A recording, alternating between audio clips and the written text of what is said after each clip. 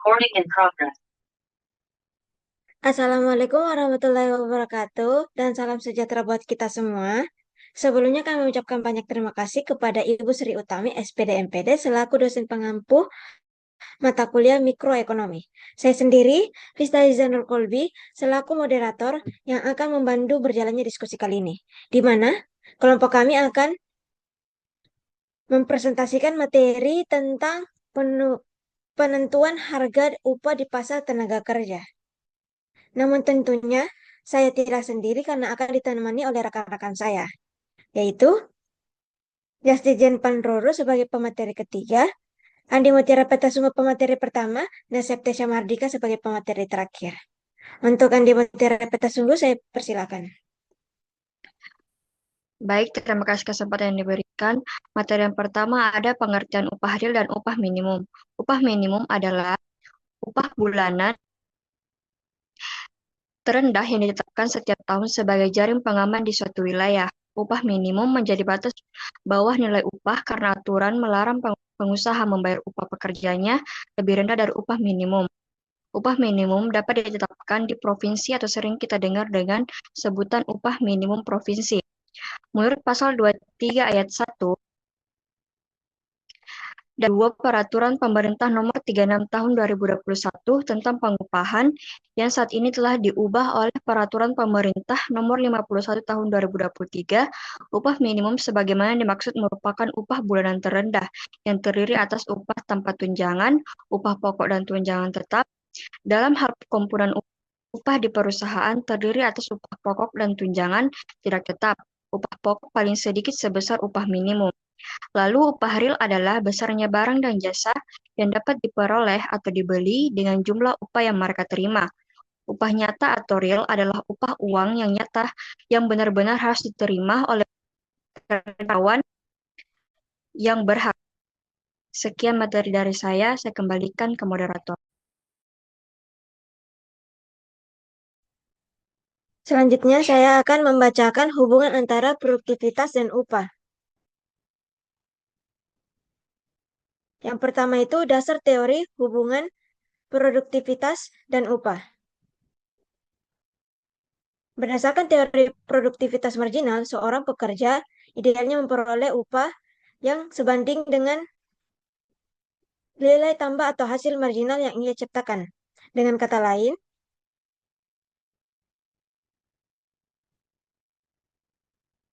kata lain, semakin tinggi tingkat produktivitas seorang pekerja, maka semakin besar pula kompensasi yang layak diterima.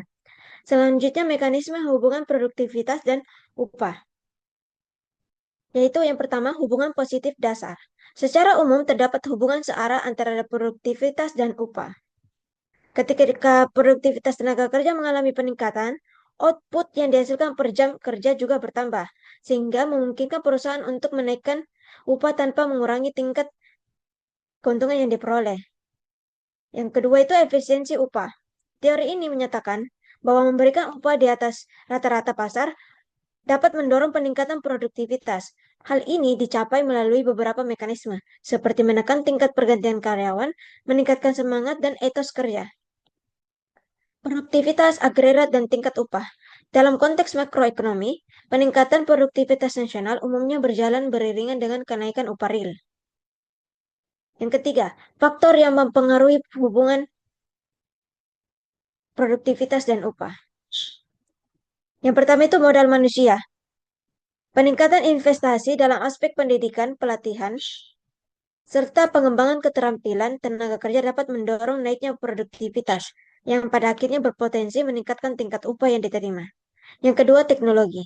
Inovasi dan perkembangan teknologi mampu secara signifikan mendorong efisiensi kerja, sehingga sektor-sektor yang mengadopsi teknologi baru cenderung memberikan upah yang lebih tinggi kepada pekerjanya. Yang ketiga, struktur pasar. Kekuatan pasar tenaga kerja seperti kekuatan penawaran versus permintaan, serikat pekerja dan monopoli pemberi kerja mempengaruhi seberapa besar peningkatan produktivitas diterjemahkan menjadi upah yang lebih tinggi. Yang terakhir, kebijakan publik. Regulasi Pemerintah seperti penetapan upah minimum, peraturan ketenagakerjaan, dan kebijakan perpajakan turut mempengaruhi arah dan kekuatan hubungan antara produktivitas kerja dan tingkat upah. Yang terakhir, tantangan dalam hubungan produktivitas dan upah. Yang pertama itu decoupling. Fenomena decoupling terjadi di banyak negara maju, di mana peningkatan produktivitas tidak lagi mengikuti upah real. Ini menimbulkan pertanyaan tentang distribusi keuntungan dari peningkatan produktivitas. Yang kedua, pengukuran produktivitas. Dalam ekonomi, jasa dan pengetahuan kontemporer mengukur produktivitas individual seringkali sulit, yang menyebabkan hubungan antara upah dan produktivitas menjadi kurang langsung. Yang ketiga, ketimpangan. Perbedaan upah disebabkan oleh peningkatan produktivitas yang tidak merata di antara sektor dan pekerjaan. Baik, selanjutnya saya persilakan Justin Jan Pangururuk. Baik, terima kasih atas kesempatan yang diberikan. Sekarang saya akan menjelaskan penentuan upah di berbagai bentuk pasar. Yang pertama, pasar persaingan sempurna.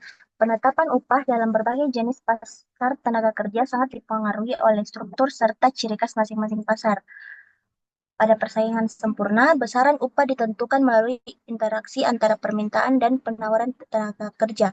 Yang kedua, pasar monopsoni. Situasi berbeda terjadi pada pasar monopsoni, yaitu ketika hanya ada satu pihak yang menjadi pembeli tenaga kerja, seperti sebuah perusahaan besar yang beroperasi di wilayah terpencil.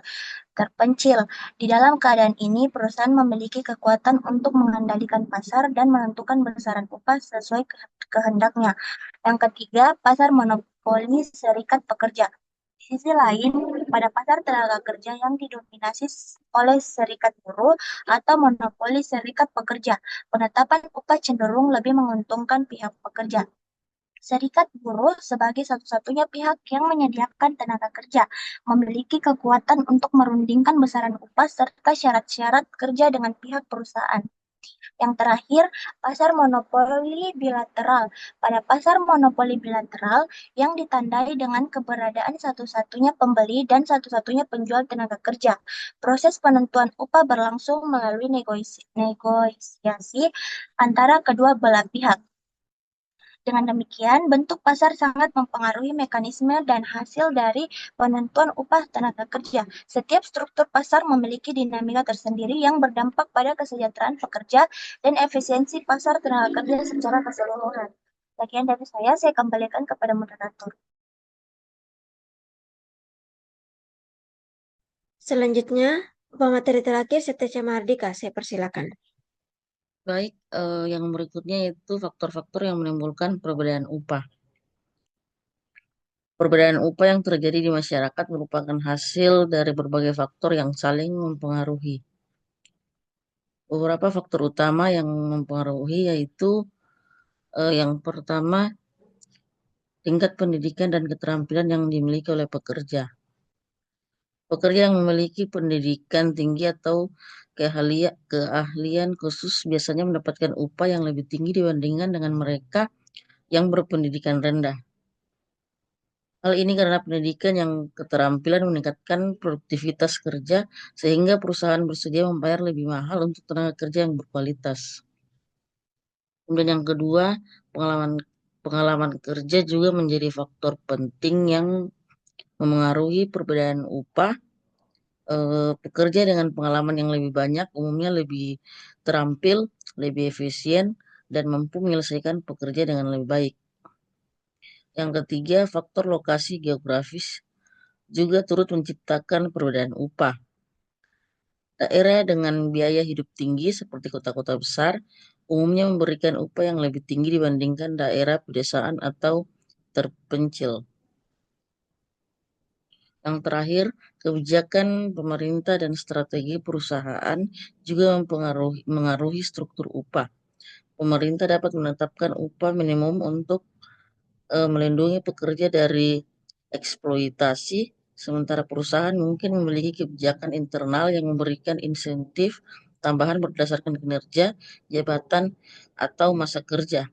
Semua faktor ini saling berkaitan dengan secara bersama-sama menciptakan variasi dalam besaran upah yang diterima oleh para pekerja. Baik, sekian dari saya. Saya kembalikan ke moderator. Baik, selanjutnya saya akan membaca kesimpulan. Upah minimum adalah batas terendah upah yang ditetapkan pemerintah untuk melindungi pekerja dari eksploitasi, sedangkan upah real mencerminkan daya beli dan kesejahteraan pekerja. Secara teori, terdapat hubungan positif antara produktivitas dan upah, di mana peningkatan produktivitas seharusnya diikuti oleh peningkatan kompensasi. Namun, tantangan seperti decoupling antara produktivitas dan upah real, serta ketimpangan antar sektor masih terjadi. Mekanisme pendapatan upah juga dipengaruhi oleh struktur pasar tenaga kerja pasar, persaingan sempurna, monopoli dan monopoli serikat. Pekerja memiliki dinamika yang berbeda. Perbedaan tingkat upah di masyarakat dipengaruhi oleh pendidikan, keterampilan, jenis pekerjaan, lokasi, dan kebijakan pemerintah maupun perusahaan.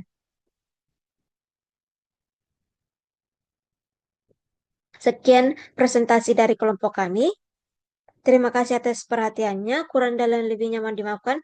Wassalamualaikum warahmatullahi wabarakatuh.